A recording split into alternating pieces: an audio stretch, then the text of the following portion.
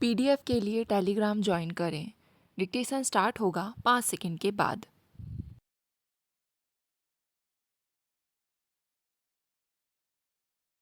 मित्रों, चुनावों ने लोगों में नई आशा जगाई है और नई शक्ति और उत्साह पैदा किया है।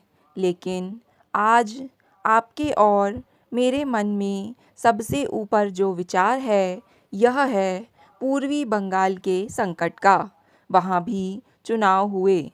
इस लक्ष्य के बावजूद कि पूर्वी बंगाल के चुनाव सैनिक शासन के अधीन ही हुए, वहाँ की जनता ने आवामी लीग के पक्ष में इतना भारी बहुमत दिखाया, जो लोकतंत्री अधिकारों में उनकी गहरी इच्छा का परिचायक है।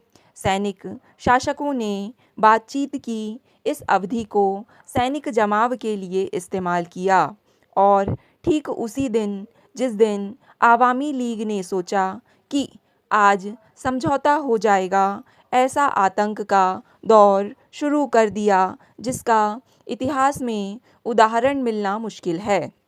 मैंने कभी-कभी समाचार पत्रों की आलोचना करने में संकोच नहीं दिखाया है, लेकिन हाँ, आत्मरक्षा के लिए। मगर इस मौके पर बहुत से देशों के संवाददाताओं ने जिस ढंग से संसार के अंतःकरण को जगाने की कोशिश की है, उसकी मैं प्रशंसा और सराहना करना चाहूँगी। उन्होंने पूर्वी बंगाल से पर्दा उठाकर वहाँ की अत्यधिक दुखद घटनाओं की सच्चाई को संसार के सामने उजागर करके साहस और धैर्य दिखाया है। उनका शाब्दिक वर्णन तो सीधा और ईमानदारी का था ही, लेकिन उनके भेजे गए चित्रों ने तो दुख और मुसीबतों का जो मार्मिक चित्र पेश किया, उसने शब्दों को भी पीछे छोड़ दिया। वहाँ जो कुछ हो रहा है, वह सामान्य अर्थ में गृह युद्ध नहीं कहा जा सकता। यह तो नागरिकों को लोकतंत्री ढंग से वोट देने की जाति विनाशक सजा है। यह अपने विरोधियों से छुटकारा पाने और साथ ही अपने पड़ोसी राष्ट्र के खिलाफ लाखों बेबस लोगों को हथियार बनाकर इस्तेमाल करने का अजीब और क्रूर तरीका है। शरणार्थियों की संख्या यूरोप के कुछ देशों की जनसंख्या के बराबर है, जैसे कि बेल्जियम और ऑस्ट्रिया, जहां मैं अभी हाल में ही गई थी। हमारी समझ में यह एक नए प्रकार का आक्रमण है। इससे निश्चय ही हम पर एक ऐसा आर्थिक भार आ पड़ा है जिससे हमारी अंतरात्मा स्वीकार नहीं करती और जिससे राजनीतिक और सामाजिक तनाव पैदा हो गए हैं तथा जिसने हमारी सुरक्षा को खतरा पैदा कर दिया है। यह देश का आंतरिक मामला नहीं है। असुरक्षा के कारण वहाँ के लोग भारत आ रहे हैं। अध्यक्ष महोदय, आपने शायद सुना होगा कि हमारे देश के कुछ भागों में हिंसा की घटनाएं हुई हैं। आपने यह भी सुना होगा कि हमारे यहाँ कुछ ऐसे उग्रवादी तत्व हैं जिन्हें हम नक्सलवादी कहते हैं। वे किस प्रकार पनपे?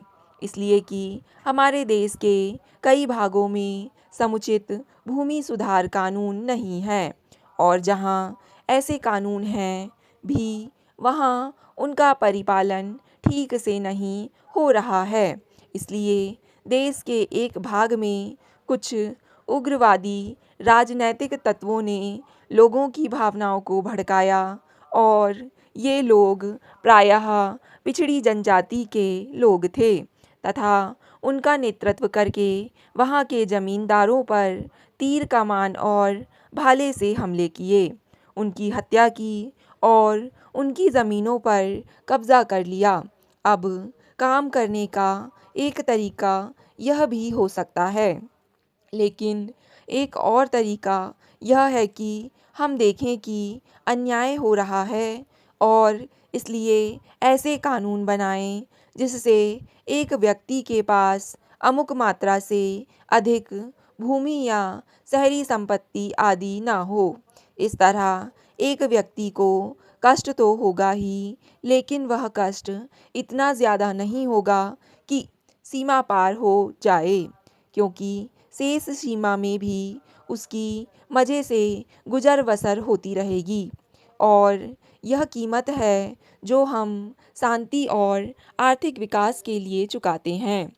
और हम सब जानते हैं कि इस देश तथा अन्य देशों का यह अनुभव है कि जब जनता को समान रूप से अवसर उपलब्ध होते हैं तभी समाज सुदृढ़ बनता है और ये तनाव कम होते हैं।